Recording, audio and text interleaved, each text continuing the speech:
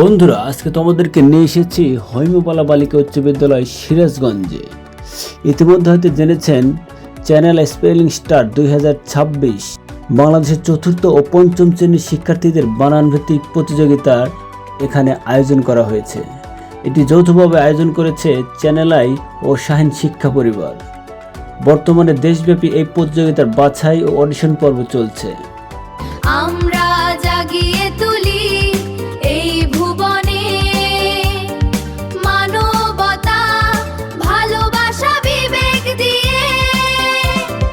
চলো যাই জ্ঞানের আলোয়, চলো যাই গড়তে দেশ, চলো যাই জ্ঞানে। ফলাফল জানতে শাহিন শিক্ষা পরিবার এবং চ্যানেলের ওয়েবসাইটে যোগাযোগ করতে পারবেন।